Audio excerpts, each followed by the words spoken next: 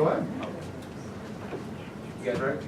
Yeah. Yes. All right. Leaning So, forward, ready to go. since the beginning of time, dogs have always been regarded as man's best friend. However, recently, they have also been regarded as man's biggest nuisance as well. Now, this has largely been in part due to the fact that they create so many messes, and specifically, the messes that they create around their dog bowl. Now, as dog owners, we've always wondered, wouldn't it be great if there was a way that your dog could drink their water without creating such a huge mess? Well, I'm Michael, CEO and CFO, I'm Rod, I'm the CMO. I'm Peter, I'm the COO. and we are the Debris-Free Dog Bowl. Now, the Debris-Free Dog Bowl is an anti-splash bowl that eliminates the water mess that your dog creates while allowing them to drink. The unique value proposition which sets us apart from all of our competitors is that we have a stainless steel dog bowl as base and a silicone lid that snaps onto our fitted stainless steel dog bowl, which contains catchers that keeps the water from escaping the dog bowl, which is a common problem. And here you see a picture of an existing product, but for the use of children, so it prevents them from getting any food out of the little container. Our minimum viable product, we plan on using a cheap metal or plastic bowl with a cheap plastic lid that still snaps onto the bowl. And we're going to test this viability against a normal dog bowl, comparing how much water escapes the dog bowl. As far as our existing competitors, we do have a major competitor, which is named the Slopper Stopper. As you can see here, this is their product. It is a unremovable lid. All it has is a compartment in the middle, which is removable for you to add water, not allowing you to clean within the bowl if any debris gets within it, which is a common problem with this as well. So now that we've talked about the design of the bowl, let's get into the expenses. So in terms of our TAM, or total addressable market, we are looking at about $1.1 billion, which we got from taking all of the dog owners within the world and multiplying that by the price of our bowl. So we see that this is quite the unreasonable price, where we can't obviously reach all of the dog owners within the world. However, we are able to narrow it down to our serviceable addressable market, or our SAM, which is $137,000. We found this by taking all the dog owners within within the Chicagoland area, and also narrowing it down even further to how many of them actually were online searching for dog products. Now, obviously, being a new company, we can't expect to just take all of the dog owners who are searching online, and so we can only expect roughly about a 10% market share at best, starting out, which leaves our net profit after all expenses at $14,000 within the first year. However, each year after this, there has been a 4% increase in dog product sales every single year over the past few years. So we can expect a 4% increase for the next following years as well. Now, in terms of the expenses for our actual product, our COGS, or like the price that it would take for us to create our bowl for the materials as well as the labor, would be about $12.83 a bowl. Now, our SG&A, which includes rent, utilities, storage space, etc., would only be about $1,200 for the first year, as we are not looking to pay any rent because we are still a new company. However, we will be looking to spend about $1,200 on a storage space in order to house all of our bowls. So finally, that leaves me with the price of our bowl, which we conducted several different interviews with people from the school, teachers, students, etc., as well as family members, to find that our price would be roughly $25 because they felt that this was a good price. The second reason would be that it gives us a very good profit margin. We're at $12.83 for the bowl, as well as a $25 price would, as I said, give us a good profit. And the third reason is basically that our market strategy for getting into the market and kind of establishing ourselves as a company would be penetrating the market, which we would want to go under most of our other direct competitors. And then finally, as I talked about the expenses for our actual product, now we need to get into the expenses of the MVP, which this pitch is about. So, as Peter talked about a little bit for our MVP, we'll be looking to use metal bowl as well as plastic bowls of cheaper quality than we will be looking for our actual product. And these bowls, we found the plastic bowls that we were looking at to be roughly $1 a bowl. We found many different manufacturers that were 50 bowls for $50, which we are looking to do, purchase 50 bowls for each material. And then we found that the metal bowls would be roughly $2 a bowl, double the price of the other. This puts our total price for the bowls themselves at $150. And then taking into account the lids, which is our UVP, it would be roughly $50 for 100 lids. And we will be using the plastic lids for both the metal and the plastic bowl in order to simulate what it would be like come our actual product. So this is $150 for the bowls and then $50 for the lid. As CMO, I'm responsible for the marketing aspect of our business, and as far as reaching our customers, we're going to do it in the, most three main social media bases as Twitter, Facebook, and Instagram. And not necessarily the ads that you see as you scroll through Instagram or Twitter or Facebook, they just the ads from different companies, but also the pages that we create for our company. So that way we can follow people that may put us in positions to gain attention and market ourselves that way. But also we thought of business cards that has our logo in the front, but then also thought an idea in the back for a QR code scanner.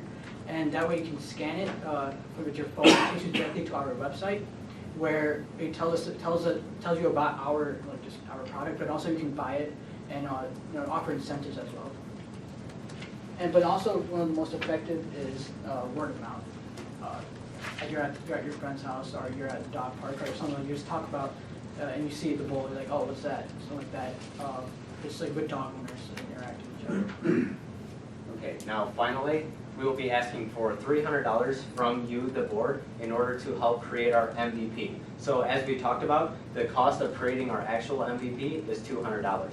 However, the additional $100 comes from us wanting to purchase 3 competitors.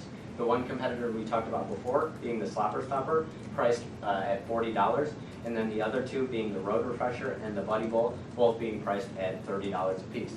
This gives us a grand total of $100 for the competitors and $200 to create the MVP itself. So the reason we kind of want to use these 3 competitors is one, because there are 3 main direct competitors, as well as it'll give us a gauge of what they do well, so we can take their strengths and implement them into our bowl, as well as take their weaknesses and kind of eliminate them from being used within our bowl as well. And then also, as we talked about, the $200 will help us create the most viable product, as well as give us a range of different materials, as well as just bowls themselves, 100 bowls to distribute to as many people as possible, to give us as much feedback as possible in order to help progress our company. Thank you. Well done. There were 7 minutes and 55 seconds. Good job. Well done. We are now open to questions. Mark, starting us off. I am. I don't know. I guess I'm just, maybe talk a little bit more about what the differentiating factor is, right? Because there's probably dozens and dozens and dozens of different types of dog bowls and out on the marketplace, and it's still kind of trying to, I think it's certainly neat. People don't want water all over the floor and all the other stuff, but how is your product going to be different?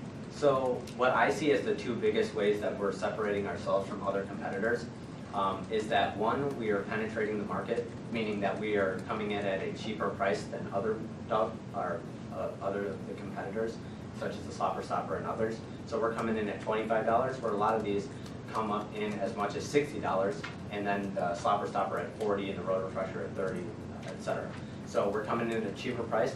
And then what differentiates us as far as our design is that we have the lid, which is a removable lid. So if you can picture like a bin that snaps on and off, that's what we're looking to do with this bowl, which makes it way easier for owners to clean. Whereas the other bowls, none of them have this feature where you can snap it off and clean it. A lot of the other ones have like a funnel system in which it's really hard to clean. So that's what I find. So cleaner and cheaper. Just as effective. Okay.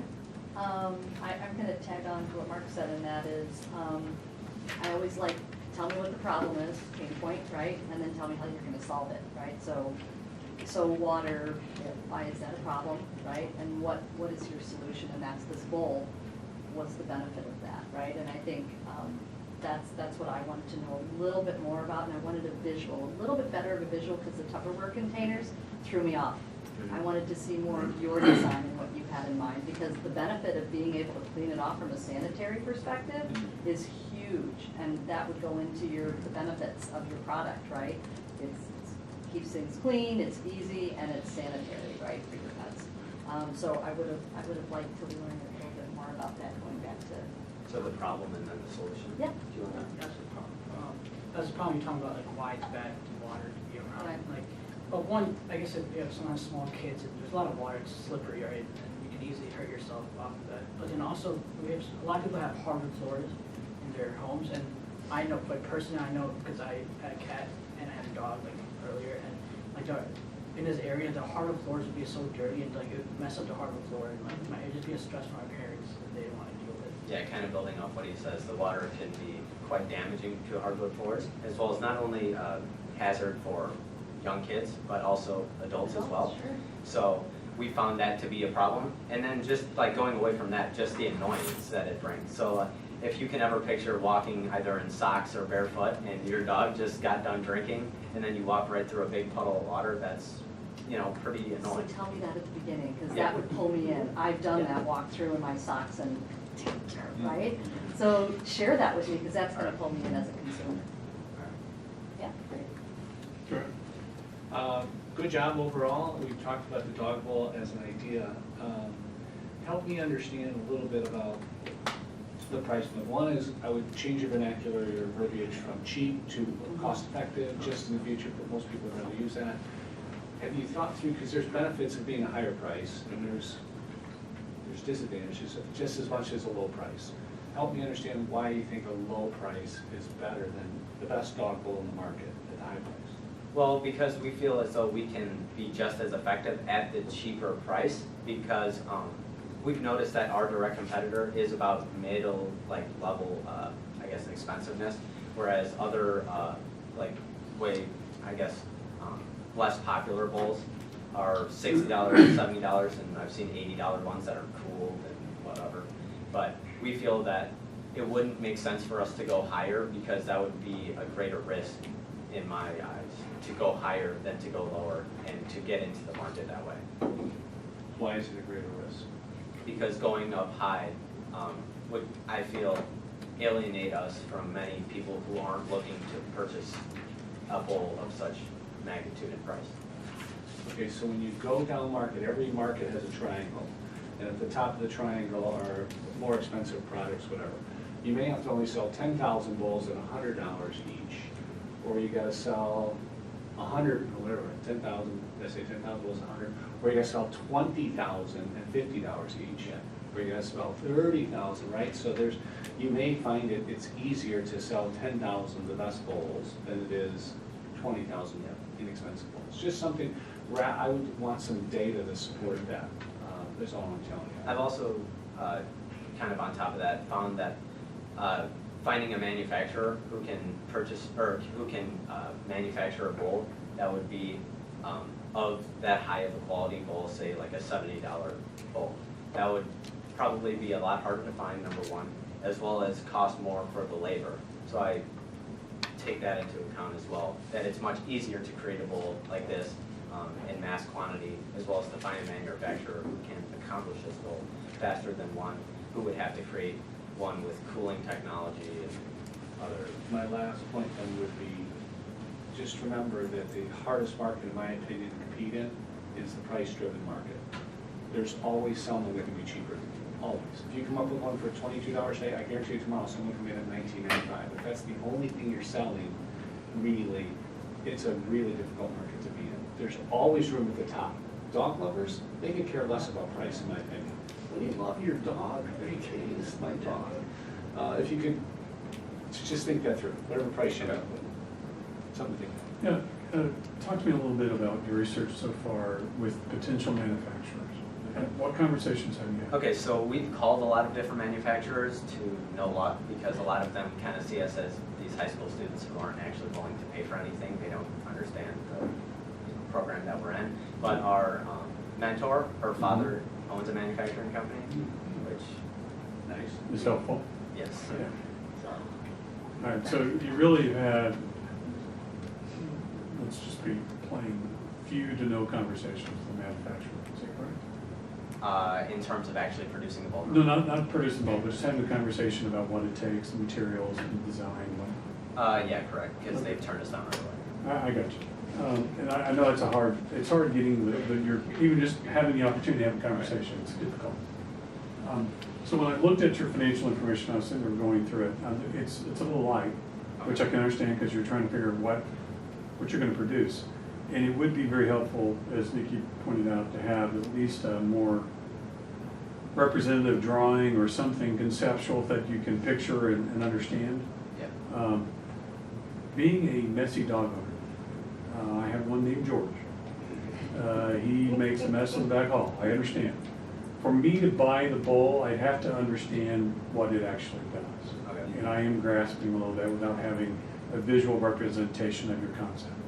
Also knowing where you are right now, really in your product design, you put together some numbers that are your best guess, and that's fine, because you have your asset data right now. So I would encourage you to try to work on this conceptual product as much as possible and really understand what it's going to take, one, to manufacture it, and where your actual advantage is. And then I think from that, we'll be able to have a much more deeper conversation. Okay.